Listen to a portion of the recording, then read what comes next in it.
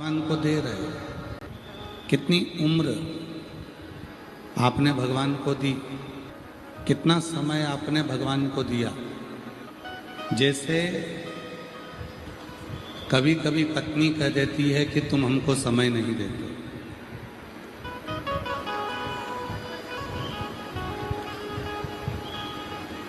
और यदि थोड़ा सा समय पति अपनी पत्नी को दे देता है तो पत्नी प्रसन्न हो जाती है। उसको बहुत सारा समय तुम्हारा नहीं चाहिए, बस थोड़ा सा समय। धर्म पत्नी कहती है कि मुझे दे दीजिए, और वो थोड़ा सा समय तुमने जो दिया उतना मेरे लिए बहुत है।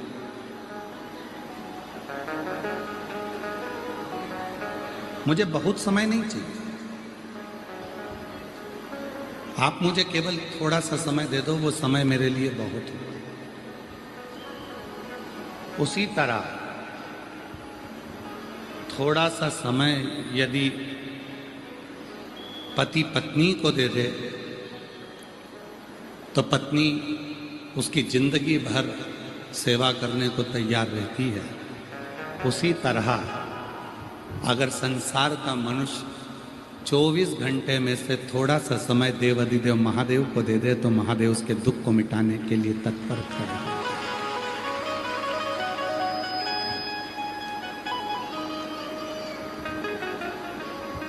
बहुत नहीं मांग रहा,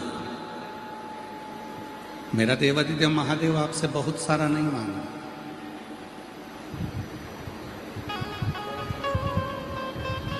चौबीस घंटे परमात्मा ने आपको और हमको दिए।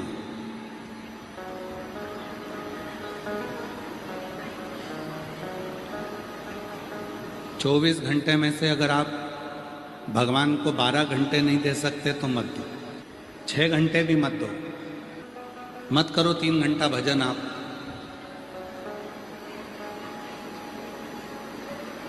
पर शास्त्र कहता है 24 घंटे में से 3 घंटा भजन करो, 3 घंटा नहीं कर सकते तो 1.5 घंटा करो, 1.5 घंटा नहीं कर सकते तो 1 घंटा करो, 1 घंटा भजन नहीं कर सकते तो कम से कम आधा घंटा करो, आधा घंटा नहीं कर सकते तो 15 मिनट करो, 15 मिनट नहीं कर सकते तो 5 मिनट करो, और 5 मिनट भजन नहीं कर सकते तो 1 मिनट करो, और 1 मिनट भी नहीं कर सकते तो चुल्लू भर पानी में डूब मरो।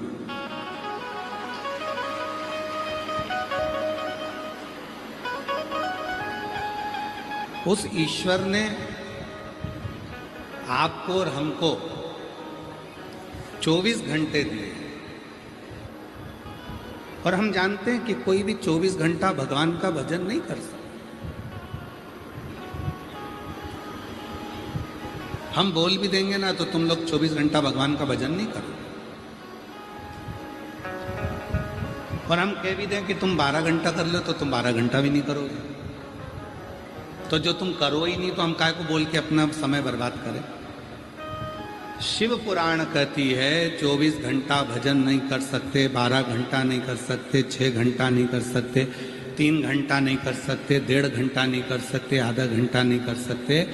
कम से कम 1 मिनट भी अगर आप भोलेनाथ के नाम का उच्चारण कर रहे हो, श्री शिवाय नमस्तुभ्यम कह रहे हो, नमः शिवाय कह रहे हो, ओम नमः शिवाय कह रहे हो, तो याद रखना कि तुमने जो 1 मिनट मेरे शंकर भगवान को दिया है, तुमने 1 मिनट जो मंत्र का उच्चारण किया है, एक दिन ऐसा आएगा कि जिस समय पर तुम दुख की घड़ी में खड़े होगे तब वो 1 मिनट का दिया हुआ श्री शिवाय नमस्तुभ्यम तुम्हारे सामने खड़ा होगा और तुम्हारे दुख को मिटा देगा।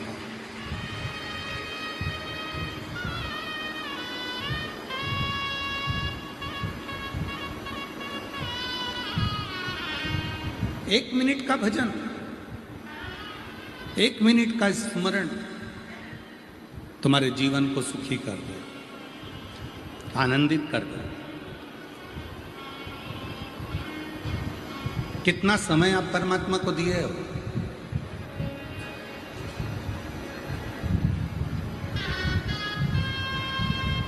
कितना समय आप भगवान को दिए हो, ये आपके ऊपर निर्भर करता है। कितना समय आप ईश्वर को दिए हो ये आपके ऊपर निर्भर करता है। एक बहुत अच्छी बात आती है, एक संत अपनी शिष्या के घर पहुंचे। भजन करते करते संत शिष्या के घर पहुंच गए।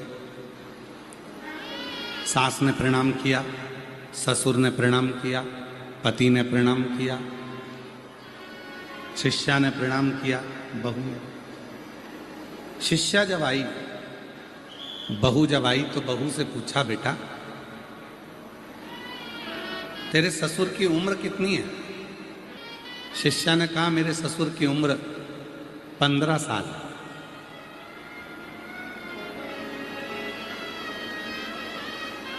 सास को गुस्सा आ गया, बताओ इसको 15 साल का ससुर दिख रहा है? पागल हो गई है, अपने गुरुजी के सामने झूठ बोल रही है। फिर पूछा, तेरी सास की उम्र कितनी है? तो कहा 8 साल। सास को और गुस्सा आ गया, बताओ मैं इसको 8 साल की दिख रही? बोलना चाहिए 60 का, बोल रही है 8 का। फिर कहा,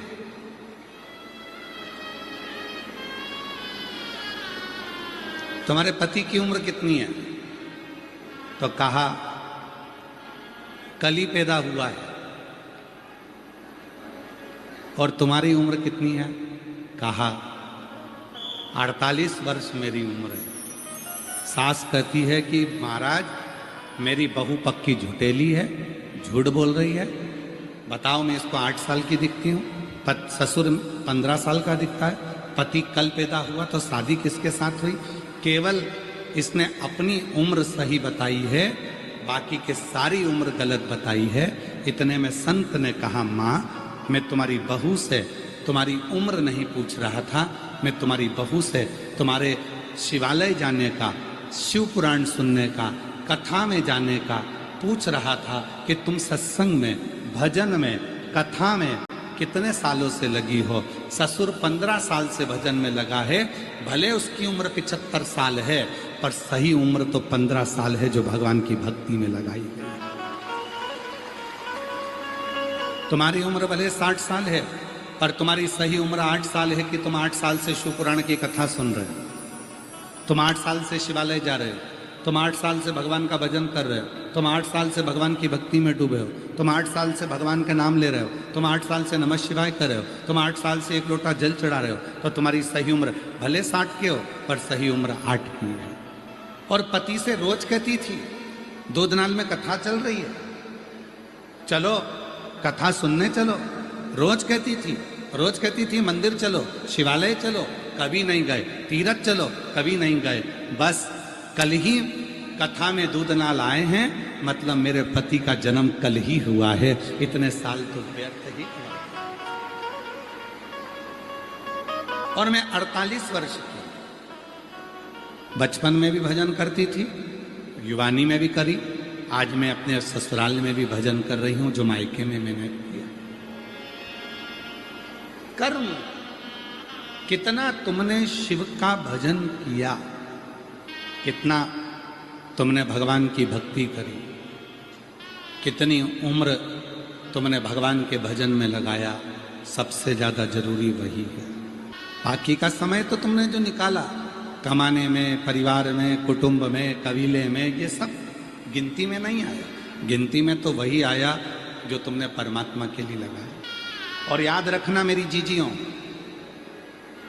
मेरे धाराशिव जिले की मेरी जीजियों, मेरे दूधनाल की जीजियों, उमरगा की जीजियों, मेरे जीजाओं, मेरी बेटियों, मेरे बेटाओं, मेरे बुजुर्ग माँ बाप, याद रखना तुमने जितना समय भगवान को दिया है, तुम्हारी अंतिम श्वास के समय पर तुम्हारे परिवार वाले डॉक्टर से कहेंगे ये पैसा रख लो, पर हमारे पति की, हमारे पत्नी की, हमारे बच्चे की, हमारे ससुर की, सास की थोड़ी सी और जी ले, थोड़ा प्राण और मिल जाए, थोड़ा और जी लें, ऐसा कुछ कर दो। वो डॉक्टर कहेगा मैं अपना पूरा काम कर रहा हूँ, आगे उसकी मर्जी है। तो याद रखना तुमने जितना समय भोलेनाथ को दिया है, तुम्हारी अंतिम समय में उतना समय मेरा बाबा तुमको बढ़ा देगा और तुम्हें